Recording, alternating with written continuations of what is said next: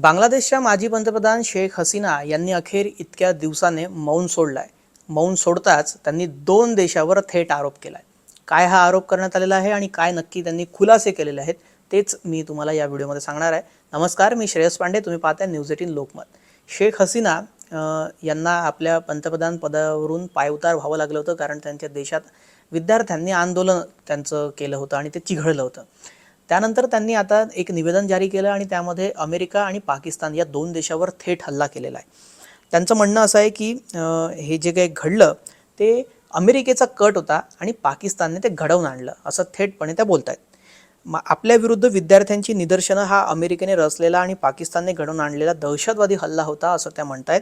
पुढे त्या म्हणाल्या की गेल्या वर्षी जुलै-ऑगस्टमध्ये घटना जी घडली ती सत्तेवरून काढून टाकण्याच्या उद्देशाने केलेल्या परदेशी कटाचा भाग होता, असं त्यांचं म्हणणं आहे। आता याला क्रांती म्हणू नका असं त्यांचं म्हणणं आहे, कारण असं बोललं जात होतं की बा ही बांगलादेशमध्ये झालेली क्रांती आहे, उठाव आहे जो तिथल्या तरुणांनी केलाय।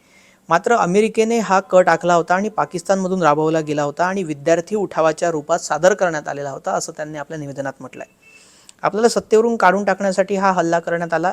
आपल्या सरकारवर आरोप असलेले खून पोलिसांनी केलेले नव्हते, तर ते दहशतवाद्यांनी केलेले होते।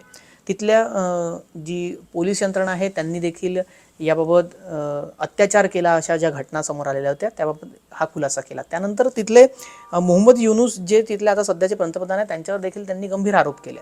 जे नोबेल पुरस्कार विजेते मोहम्मद युनूस यांच्यावर अमेरिकन लोकांच्या इशाऱ्यावरून त्यांना सत्तेवरून हाकलून देण्याचा कट रचल्याचा आरोप त्यांनी केला। अमेरिकन लोकांना बांगलादेशच्या बंगालच्या उपसागरातील जे धोरणात्मकदृष्ट्या महत्त्वाचं असलेलं सेंट मार्टिन बेट आहे ते आपल्या नियंत्रणात हवं आहे आणि ते नियंत्रणात आणण्यासाठी अमेरिकेने हे सगळं केलं, असं शेख हसीना म्हणतात। त्यामुळे याबाबत आता अमेरिका आणि पाकिस्तान काही उत्तर देतो का हेही पाहावं लागेल। मात्र शेख हसीना यांनी फार मोठे हे खुलासे केलेले आहेत। जर खरंच अमेरिकेने याबाबतचा कट रचला असेल आणि पाकिस्तानने त्याला मदत केलेली असेल तर याबाबत हे प्रकरण जर संयुक्त राष्ट्र तिथे आंतरराष्ट्रीय कोर्टमध्ये सुद्धा जाऊ शकतं आणि याबाबत काय पुढे घडामोड होते ती पाहावी लागेल। ही माहिती तुम्हाला कशी वाटली हे कमेंट करून आम्हाला नक्की सांगा आणि ग्लोबल अपडेट पाहण्यासाठी न्यूज 18 लोकमतला सबस्क्राईब करायला विसरू नका।